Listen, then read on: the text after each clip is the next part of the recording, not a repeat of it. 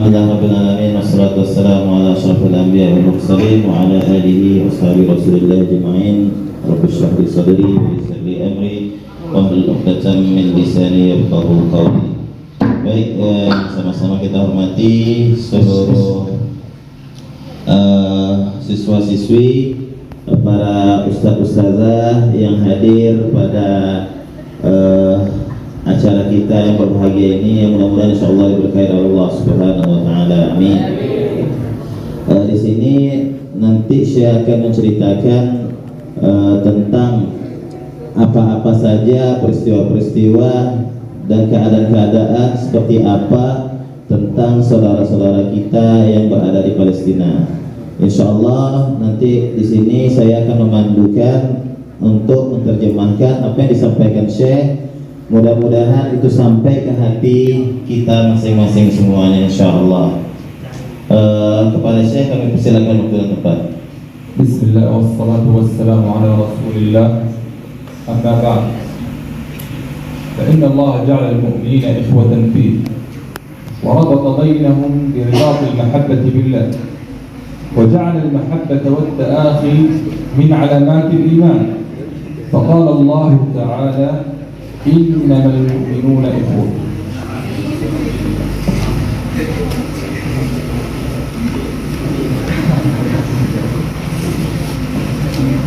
Baik, alhamdulillah wassalatu wassalamu ala rasulillah, la haula wala quwwata illa billah. Maka Allah menjadikan kita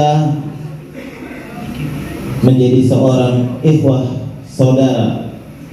Persaudaraan itu menjadikan kita saling mengenal satu sama lain, saling peduli satu sama lain, dan dijadikannya kita bersaudara sesama Islam itu menunjukkan rasa keimanan kita kepada Allah Subhanahu wa taala. Sesuai dengan firman Allah Subhanahu wa taala, innamal mu'minuna ikhwah. Kita ini sesama muslim adalah saudara yang saling menguatkan satu sama lain.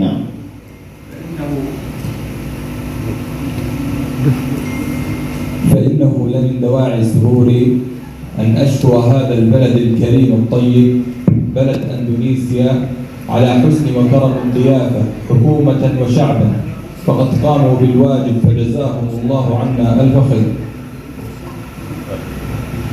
Saya mengucapkan rasa ribuan terima kasih kepada masyarakat Indonesia secara khususnya yang telah berjuang untuk mensukseskan acara kita ini, yang telah berjuang untuk sama-sama bagaimana bisa membebaskan Palestina, dan semoga apa yang kita lakukan, apa yang kita berikan, diberikan keberkahan Allah Subhanahu wa taala. كما أشكر الجمعية الطيبة على حسن الاستضافة وإدارة هذه المدرسة الكريمة فجزاهم الله عنا ألف خير. Dan juga saya mengucapkan rasa ribuan terima kasih kepada ketua yayasan, kepala sekolah, pihak-pihak terkait yang telah berlapang hati, yang telah meluangkan waktunya untuk bisa hadir mensukseskan acara yang kita lakukan ini. أما بعد أيها الأحبة، فإن الله فضل بعض الأزمنة على بعض وفضل بعض الأيام على بعض، ومن أفضل هذه الأيام شهر عظيم وفيه نفحات كريمة ألا وهو شهر رمضان المبارك. قال الله تعالى شهر رمضان الذي أنزل فيه القرآن هدى للناس وبينات من الهدى والفرقان. Allah Subhanahu wa taala telah memberikan keutamaan dari antara waktu dengan waktu yang lainnya. Dan dari antara waktu yang lebih utama itu Allah memberikan keutamaan, yakni pada bulan ini, bulan Ramadan, syahrul Ramadan yang penuh keberkahan ini, Allah Subhanahu wa taala menurunkan pada bulan ini yang namanya Al-Qur'an. Hal ini sesuai dengan firman Allah Subhanahu wa taala, syahrul Ramadan alladzi unzila fil Qur'an.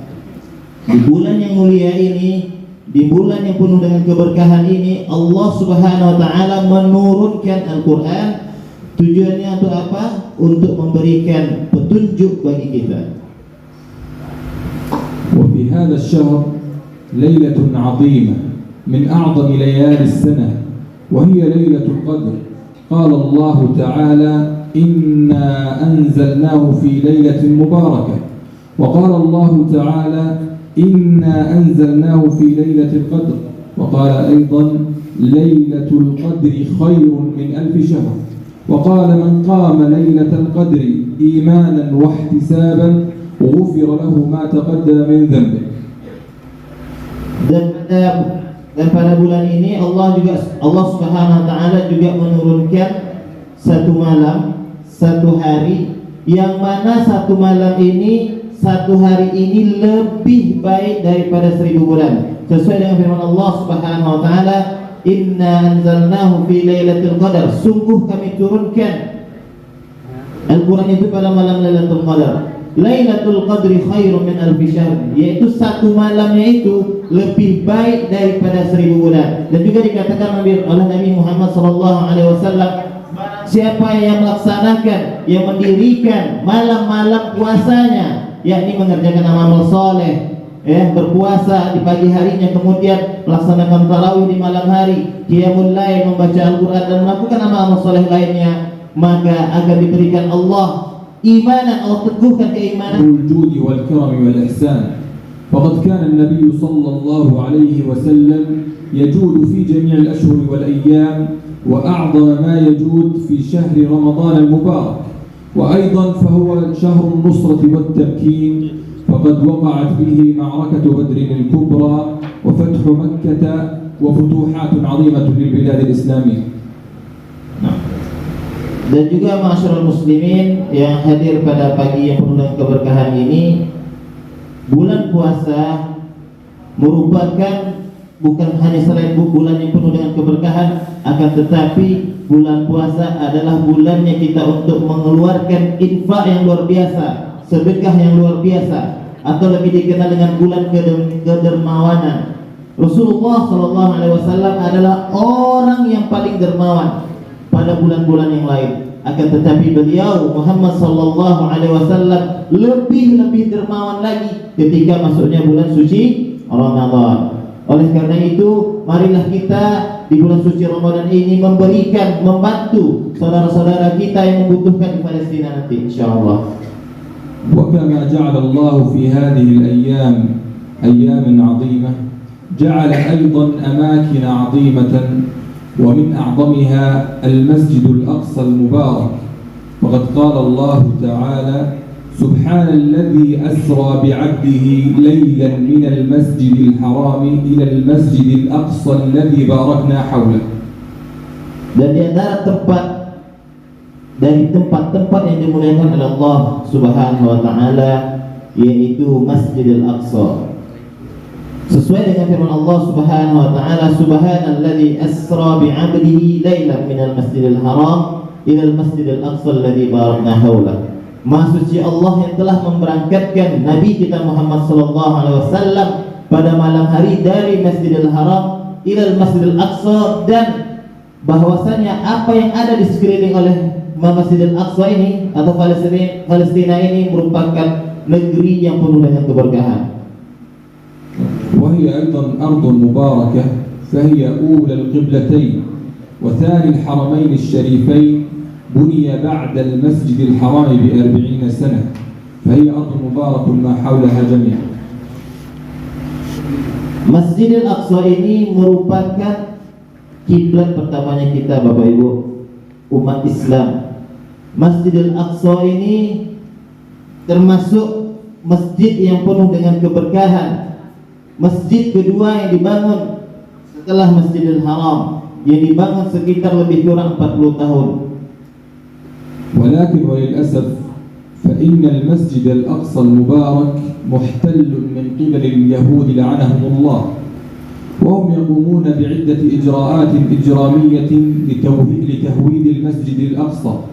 فقد قاموا بحفر نفق تحت المسجد الأقصى بطول 9 كيلومتر يهدد أساساته وأساسه كاملا. Akan tetapi Bapak Ibu masyarakat muslimin yang hadir yang berbahagia pada pagi hari ini, yang sangat kita sayangkan yang sangat kita prihatinkan saat ini. Kiblat pertama kita, kiblat pertama umat Islam, kiblat umat Islam yang pertama betul-betul sudah dijajah oleh Yahudi, laknatullah alaihim ajma'in. Bapak Ibu, apakah Bapak Ibu mengetahui sekarang itu Masjidil Aqsa itu, Bapak Ibu, setiap pondasi-pondasi masjidnya itu telah dibongkar, ya, diambil pondasi tanahnya itu supaya apa? Supaya nanti masjid itu roboh dengan sendirinya. Jadi seolah-olah ini adalah musibah biasa, ya. Nah, itulah yang dilakukan Yahudi saat ini.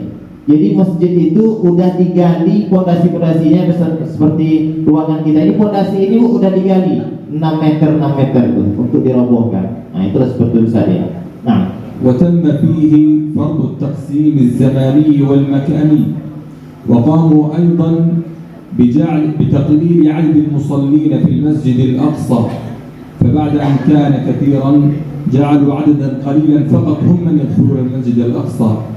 وأيضا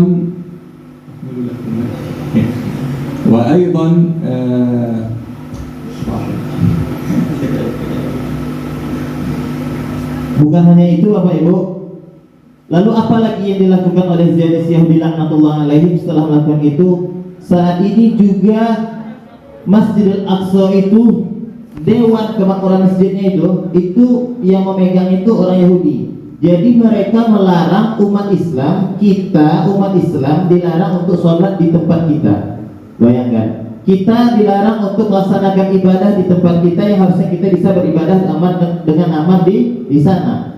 Begitulah saat ini yang terjadi di Palestina sana. Nah. وإن دورنا في نصرة المسجد الأقصى له دور عظيم، فأنتم جيل هذا البلد ومستقبل، وبكم أمل عظيم، فيجب نصرة المسجد الأقصى بالدعاء لهم وذكرهم في كل وقت وفي وسائل التواصل الإعلامي، والمقاطعة المنتجات الداعمة للاحتلال الصهيوني، فهي تقوم بدعمهم ماليا وإجراميا. Dan sekarang adalah giliran kita, masyarakat muslimin sedang yang berbahagia pada pagi hari ini. Giliran kita untuk bagaimana bisa membantu saudara-saudara yang kita yang ada di Palestina. Sudah merupakan menjadi kewajiban, ya, bagi adik-adik mengagungkan Palestina, ya. Jadi adik-adik ini akan menjadi penerus, ya, menjadi pejuang-pejuang agama Allah yang akan terus berjuang berdakwah untuk menyampaikan ini, ya, disampaikan kepada seluruh dunia tentang laknatnya Zionis Yahudi laknatullah alaihim ajma'in. Jadi kita di sini berperan aktif bagaimana menyuarakan, bagaimana kita bisa berdoa agar Palestina itu bisa bebas kembali dan kita umat Islam bisa tenang untuk beribadah di sana, bisa aman untuk beribadah di sana, sehingga yang namanya kejayaan Islam itu bisa timbul kembali insyaallah. وإن قضية المسجد الأقصى ليست قضية معينة بشعب واحد أو بأناس محصورة بهم، وإنما هي قضية عقائدية، قضية جميع المسلمين، فهي تعم جميع البلاد الإسلامية، فيجب عليهم دعمهم بالمال وفي كل شيء. Masalah Masjidil Aqsa saat ini kaum muslimin semuanya, adik-adik yang Ustaz sayangi, apa yang terjadi ini bukan hanya masalah orang-orang berada di Palestina, ya. Keadaan mereka saat ini bukan hanya tanggung jawab mereka, akan tetapi ini sudah menjadi tanggung jawab kewajiban seluruh umat Islam, ya. Masalah Palestina, masalah Masjidil Aqsa bukan hanya sekadar mereka yang harus berjuang, tetapi kita semuanya yang namanya umat Islam wajib. Jadi udah hukumnya itu bukan lagi sunnah, bukan lagi mubah, apalagi makruh, ya. Udah wajib kita berjuang untuk Palestina. Jika saat ini kita tidak bisa berjuang untuk Palestina secara langsung berperang ke sana, minimal kita harus berdoa selalu untuk Palestina dan kita infakkan apa yang kita punya, apa yang kita bisa kita bantu saudara kita yang berada di Palestina. قال النبي صلى الله عليه وسلم جاهدوا المشركين بأموالكم وأنفسكم وألسنتكم. وقالت الآية الكريمة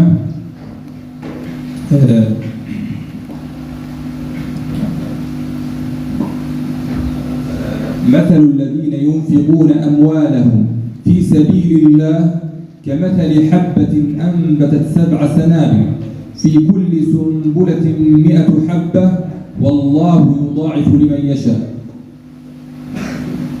Allah Subhanahu wa taala mengatakan dalam Al-Qur'an, hendaklah kita berjihad di jalan Allah dengan harta-harta kita, dengan jiwa-jiwa kita, dan dengan lisan-lisan kita. Artinya apa? Di sini dikatakan pertama dengan harta kita. Ya, ketika kita tidak bisa membantu saudara-saudara kita yang sedang berjuang di sana, dengan kita langsung terbang sana, setidaknya ayo kita bantu dengan harta yang kita punya, kita bantu dengan apa yang semaksimal yang bisa kita lakukan untuk membantu saudara kita yang berada di Palestina. Dan juga Allah Subhanahu wa taala mengatakan di dalam Al-Qur'an yang lain, perumpamaan orang yang infakkan hartanya di jalan Allah itu seperti satu kebaikan yang melahirkan 10 kebaikannya. Dari 10 kebaikan ini akan melahirkan banyak-banyak lagi kebaikan. Jadi nggak usah kita khawatir apa yang kita lakukan untuk Allah, apa yang kita perjuangkan untuk agama Allah, Allah pasti akan membalasnya, nanti itu tidak akan pernah disia-siakan. قال النبي صلى الله عليه وسلم أخلف غازيا في أهله فقد غزا. Dan juga Rasulullah SAW mengatakan, barang siapa yang membantu saudara-saudara kita yang saat ini berjuang di Palestina, membantu saudara-saudara kita yang berada di Gaza, itu akan menjadi saksi apa yang kita infakkan, apa yang kita lakukan, itu akan menjadi saksi bahwasanya kita telah berada di sana, kita telah berada di garis yang benar, kita telah berada di jalan yang benar. Kita akan dijadikan Allah akan memberikan kita balasan bahwasanya kita termasuk daripada ahli Gaza. وفي ختام الحديث فإني أحمل إليكم رسالة من أهل غزة فهم يشكرون لكم صنيعكم ودعمكم المستمر ووقوف دولتكم معهم فبارك الله فيكم. Saya menyampaikan pesan dari saudaranya Muhammad yang berada di Gaza, mengucapkan ribuan terima kasih kepada seluruh masyarakat Indonesia yang dari awal mulainya penjajahan di Palestina sampai detik ini, yang masih senantiasa terus menerus menolong, membantu perjuangan mereka yang berada di sana. نحن هنا في هذه المدرسة الكريمة فوقنا سقف وأمامنا معلمونا وإخواننا وأصدقاؤنا، ولكن هم ليس لديهم مأوى ولا بيت يأويهم ولا مدارس ولا جامعات ولا مستشفيات ولا قطاع صحي ولا مياه ولا كهرباء، فهم قطاع مدمر شبه جميعه مدمر. Ustaz-ustazah yang mulia, anak-anak ustaz yang mulia yang sedang berjuang di jalan Allah menuntut ilmu, ini kita berada di sekolah yang luar biasa ya. Kita masih melihat atap-atapnya, gedung-gedungnya luar biasa ya. Tetapi adik-adik, ustaz-ustazah, ini tidak kita jumpai di Gaza. Ini tidak kita jumpai di Palestina. Semuanya hancur, tidak ada sekolah, tidak ada perkuliahan ya. Tidak ada air, tidak ada listrik, semuanya hancur. Yang mereka tatap adalah langit yang menjadi atap mereka. Kita bersyukur kita masih melihat ada guru-guru kita, masih melihat ada saudara-saudara kita, kita masih berjumpa dengan orang tua kita, kita masih berjumpa dengan saudara-saudara kita, masih nampak saudara-saudara kita. Tetapi ini tidak terjadi di Gaza. Ya, ini tidak terjadi di Gaza. Tidak kita jumpai ada seorang ibu yang kehilangan anaknya, seorang saudara yang kehilangan saudaranya, seorang ayah yang kehilangan anaknya, dan begitu seterusnya. ورغم كل هذا فإنا مؤمنون بأن النصر قادم، فقد قال الله تعالى إن تنصروا الله ينصركم ويثبت أقدامكم ونحن على موعد مع النصر قريب بإذن الله تعالى والحمد لله رب العالمين. Masyaallah muslimin yang diberkahi Allah Subhanahu wa taala. Tapi yakin dan percayalah bahwasanya kemenangan suatu saat pasti Allah berikan kepada penduduk Palestina. Allah pasti akan memberikan kemenangan kepada pejuang-pejuang yang ada di Gaza. Dan Allah juga akan memberikan kemenangan kepada kita semua yang ikut membantu, yang andil berpartisipasi dalam perkembangan Islam, dalam izzatul Islam. Walhamdulillahirabbil alamin. Barakallahu fikum. Baik, selanjutnya kita persilahkan kepada Ustaz Azmi untuk melanjutkan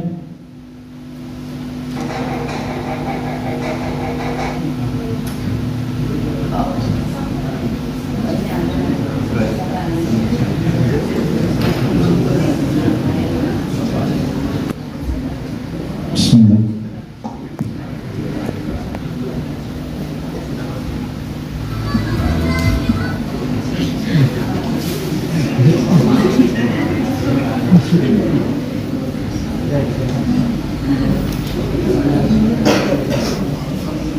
Sabar. Ini gambar Masjid Al-Aqsa ya, Pak Ustadz Rifki? Al-Aqsa ini. Oh, yang dulu. Masih Kuba, bukan Al-Aqsa.